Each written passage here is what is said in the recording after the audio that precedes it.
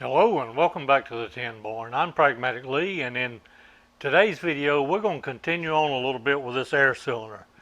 As I mentioned in the previous video where we made this mount, this whole setup right here is part of a much larger project that I plan and hope to be able to reveal maybe next week or in my next video.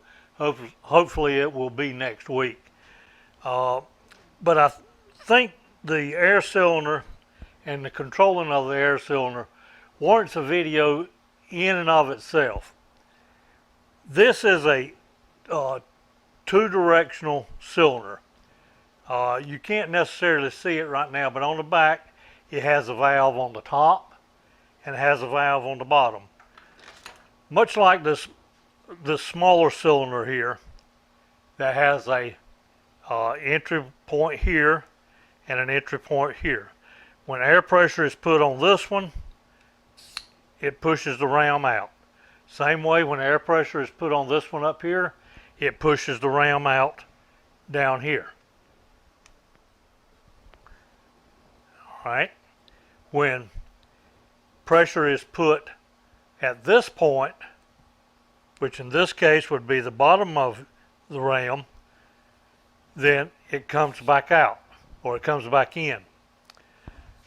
So we're going to look at what's called a 5-port two-way valve. Now two-way means, in this case, it has one way there, one way here. There's no in between. A 3-way valve might let you stop in the middle. A two-way basically is, all right, let's go this way, run the ram down. Well, that's the way I'm going to set this up. When I go in, I want to run the ram down. When I come back this way, I want the ram to come back up. Now there are other types of valves as well that, or cylinders. This is one that has one entry point and basically has the valve built onto it. The way it returns, when air is applied here, goes in, runs the ram out. Now when the handle is returned to its home position, a spring lets that valve back out, or lets the ram come back in. We're going to focus a good bit of this video on this 5-port two-way switch. One way the ram is down, the other way the ram goes up. Alright, here's a close-up image of this 5-2 valve. I've seen these valves marked differently, different ways, but the consistent marking seems to be P in the center. Here's 1, 2, 3, 4, 5 ports. The P in the center right here is where the incoming pressure, and I'm assuming that's where the pressure, that's what the P stands for. But from your regulator or your tank, air is applied here. And remember, once air is applied, one or the other of these ports is always going to be active. In a 5-2, there's no in between. Pressure is going to be applied at all times to either A or B. In this case, A, I'm going to plumb to the top of the ram, as we saw in the earlier segment. That will push, when air is applied to A by pushing the handle in, it's going to push the ram down. When the cylinder, or when the handle is returned back to the home position, it's going to apply pressure to B. And remember, it's not a temporary pressure. That pressure is constant there. As long as pressure is coming in this P port right here, one or the other of these is going to get the pressure. Now the R and S are exhaust ports. Not sure how well that's showing up in the camera right there. But on this valve, one is marked R and one is marked S. Now I have looked and looked and looked, and I cannot find anything to tell me what the R stands for and the S stands for. Every bit of literature I can find simply say the R and S ports are exhaust ports. Now I've got another 5.2 valve we're going to look at in just a moment. It's a momentary valve where that when you push it in, pressure is applied to one of them. When you let go of it, pressure is applied to the other side. And these two ports on it are labeled EA and EB, which logic would say stands for exhaust A and exhaust B. One of the most interesting things about these valves is what you can do with the exhaust. There are several things you can do with the exhaust. One of them is you can use it to eject a part if you want to. And secondly, in the case of today's project, you can use it to control the speed of the ram. Third thing you can do is muffle the sound. I'm going to leave a copy of this picture right here in the upper left hand corner. You'll see it up here, and hopefully you can follow along as I plumb this valve to satisfy the purpose of this project. Alright, it took a little trial and error to figure it out with this particular valve, but I have determined that when the handle is in, pressure is applied to A.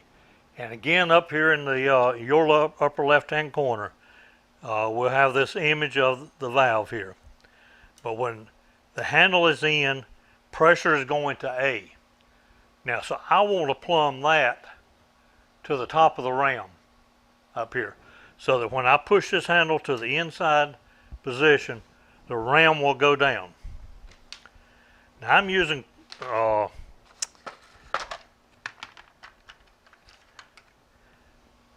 these little pressure connectors here. These are 1/4 inch NPT with 1/4 inch line, and as you push it in, it grips it and will hold it until you press back down. When you press down on this, then you can pull the pipe back out. I have several of those. As a matter of fact, the coolant system here in the tin barn is actually plumbed using these. I've got a centralized coolant system that supplies coolant to the mill, the lathe, and the surface grinder, and it's all plumbed with these little swivel type connectors. So again, we're going to go back to A, port A, and plumb it to the top side. Just insert the hose. Now, when air is supplied here, it's going to come up here and push this ram down. Secondly, in this position, I want to supply pressure down here to pull the ram back up.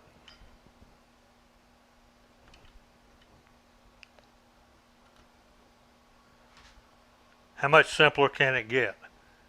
Alright, so in, ram will go down. Back, ram will go up. Now the last thing we're going to plumb is to the P port. This was B back here. I plumbed A to the top, B to the bottom, P, the P port. I'm going to plumb over here to the regulator and the pressure gauge. In this case, I'm going to set this at 50 psi. I don't really know how much pressure I'm going to need in the final project to do what this ram, what I'm going to set it up to do. But I think 50 pounds is going to be fine. Now what we're going to look at as well in this video, on the back side of this ram, next to the connectors, is another small valve. You should be able to see that in this picture right here, or a small adjustment screw. What that adjustment screw will do is allow us to adjust how hard the ram bottoms out when it goes to the end and when it comes back to the top. It's basically a cushion. It's a value, or it's a way to adjust the cushion of the ram when it goes down. Then we're going to look at, well, let's apply a little pressure right now. Let's see what happens.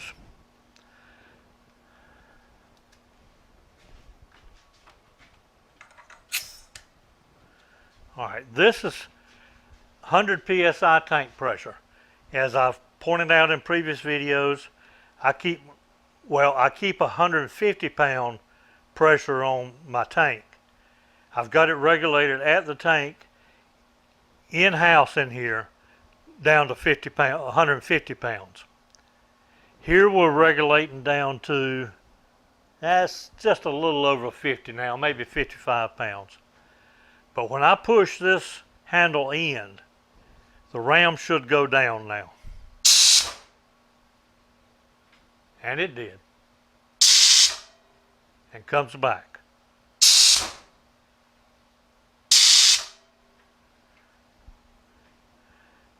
As I'm sure you can probably hear in this video, these two exhaust ports, remember I said they were marked R and S? When I apply pressure to A, this air that's in the cylinder down here has got to go somewhere. It comes out the R port. When I pull the handle back, meaning I'm pushing the air down here, then this air that's up here now has got to go somewhere. And it comes out the S port. I'm sorry, I had those backwards. Down comes out the S port, comes out the R port. Now that makes a lot of noise. And I think you might be surprised, if you're not familiar with pneumatic cylinders and valves, you might be surprised what you can do with these exhaust ports. One thing you can do is put little mufflers on them. Screw just a muffler in. Not only does that keep wasps, dirt daubers, insects, and whatever from getting in your exhaust port, but it will quieten it down a whole lot as well. But before we go into a lot of detail on what we're going to do on this project we're not going to use the exhaust, but we do want to quieten it down, and we want to adjust the speed of the ram with these. But before we get into that, let's look at another little project that I did years ago here in the tin barn, and how exhaust can actually be used. Alright, here's a can crusher that I built almost 7 years ago. One of my very first videos on this YouTube channel was putting this together. The valve on it, well, this is a two-way cylinder just like the one in our current project is, and the valve on it is also a five port. The A and B port are right here and are plumbed to the ends of the ram. P in the center down here is, of course, the supply, just like it is on the others, just like it is on this one in our current project. But if you recall, in our current project, these two ports down here, exhaust ports, are labeled R and S. I'm sorry, I'll get this in focus here in a second maybe. R and S.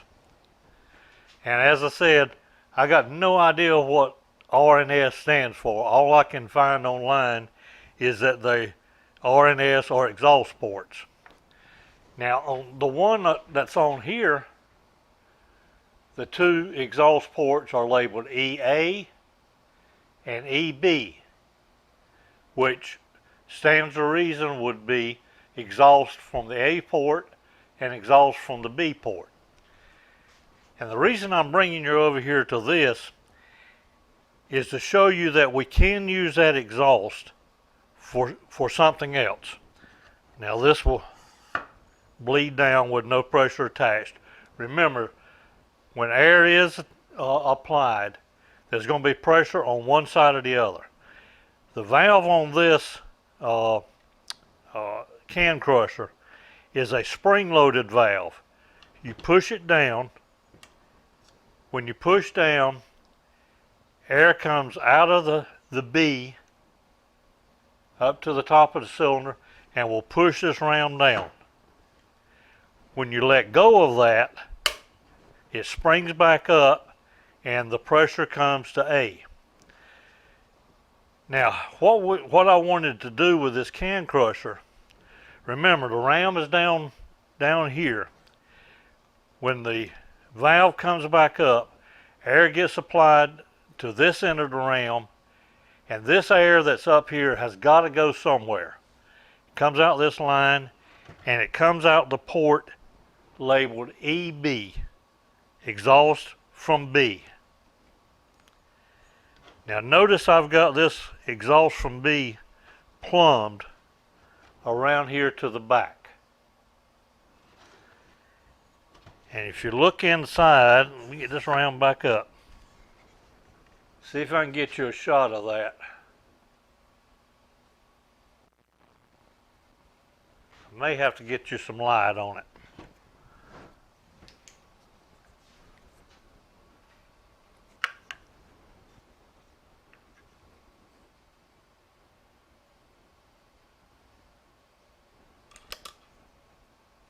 This plumb on the back here is coming to that hole on the inside. So let's watch what happens. I'll clamp this down.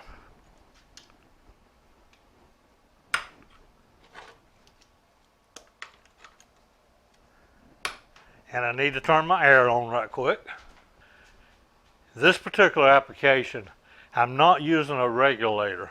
I'm using straight pressure from the tank, which, as I said earlier, in this setup here at the barn, I've got 100 pounds.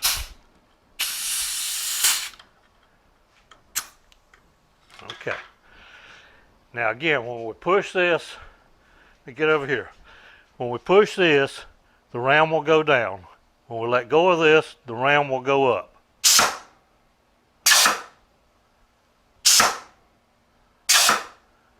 But remember, again, the purpose of coming over here, what I wanted to show you is this exhaust that's coming back out of this when the ram is going up. We set a can in. Now, watch what happens. The can gets ejected. That burst of air back here pushes the can out, and it's caught by part of the structure of this can crusher.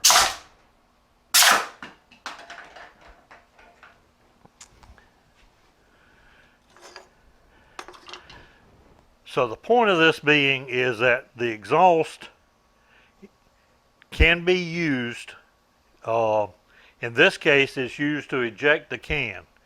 In a manufacturing process, it could very well be used to eject a part that's had some process just applied to it. Air valve is released, the part gets ejected. One other thing I want to mention about this ram that's on the can crusher. This particular ram or cylinder does not have a way to cushion the impact when the ram gets to the end of each cycle. Note how somewhat violent that end is, and also coming back. One of the things we're going to look at the current project is a feature of the cylinder used on it that allows cushioning of that. Now, I do not want to regulate the speed on this too. The only thing I wanted to do with the exhaust on this device is to eject the crushed can. All right, I think you can see now how exhaust can be used to eject something as a part or whatever, in this case as in a crushed can. What I want to use the exhaust for on this application is going to be to control the speed of this ram coming down. In this project that I'm working on, it's going to involve getting the hand close to this area, not under the valve. I would never suggest doing that, but by taking a pair of tongs and holding something close under there. So I want this valve to go at a steady pace, but go much slower than that. Now, if I put my finger over this exhaust right here, you can see, well, that's 50 psi on there.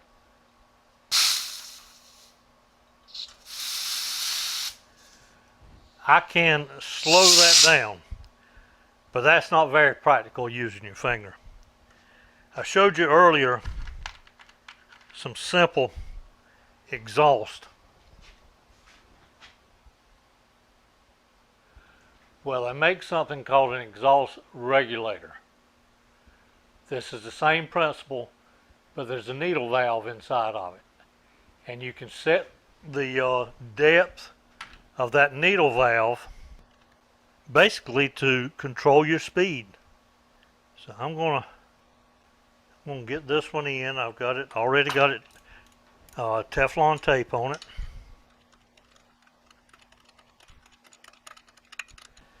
The 3 ports for the supply and the feed to the cylinder, A and B, P, A and B, are 1/4 inch NPT. The exhausts are 1/8 NPT. Alright, I'll back that one on out. Matter of fact, we'll take it out. And just the fact that we got a little bit of a muffler on here, much like on your car, muffler steals, robs a little bit of horsepower. That muffler in itself slowed it down.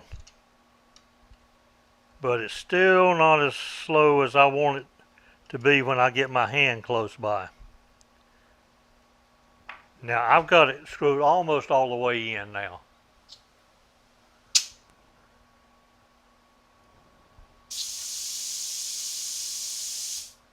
See how slow that goes? Now we're not adjusting the return. It's still at full speed. I'm going to let that out just a little bit more.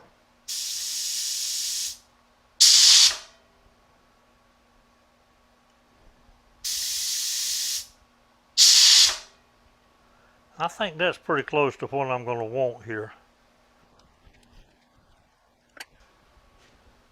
These regulated exhaust valves have a lock ring as well. And that's what I was just locking down.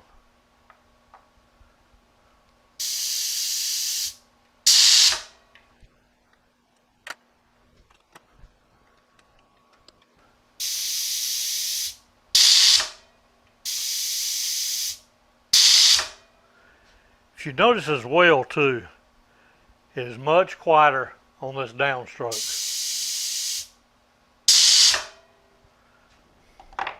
Alright, let's put the other one in.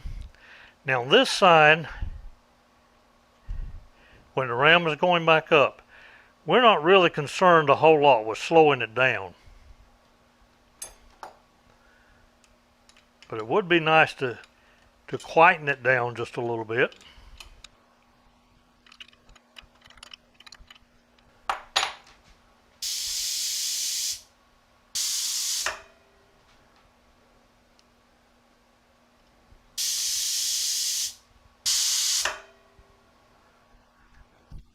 I think that's probably pretty close or pretty good on the feed now.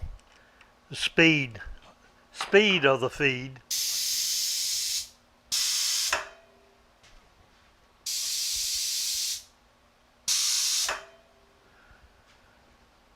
That we're coming down at a reasonable enough speed that if I need to get my hand out of the way, I got time. Coming back up, we're a little faster, but we're quieted down. Okay, one more thing I want to talk about on this pneumatic round are these ports on the back here. And again, up here in the corner, you'll see a picture of this back side up here. What that adjustment screw that's on there is to adjust the cushion when the ram hits the end of its travel.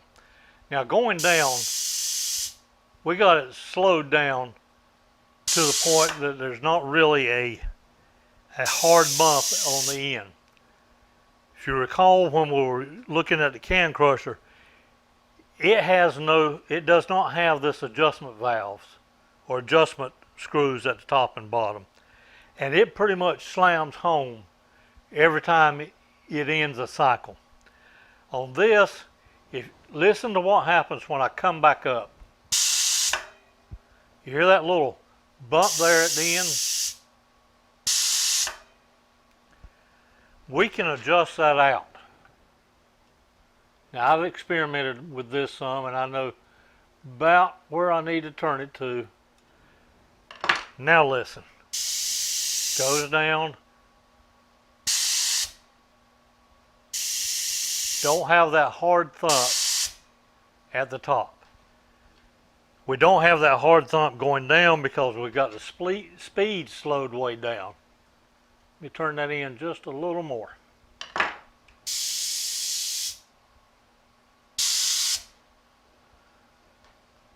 Again, that's cushioned. I'll back this back out again and let you hear what it sounds like without it being cushioned.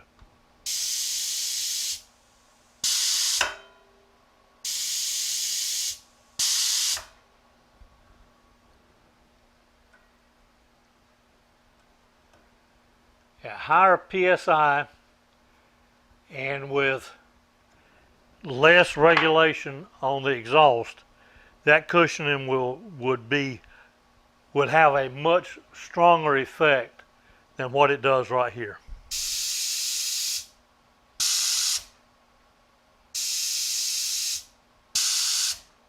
Okay, I hope you got a little bit out of today's video. We looked at actually plumbing the regulator to the valve and then the valve to the cylinders. We also looked at the exhaust on here of how you can use the exhaust to eject a part, such was the case with the can crusher.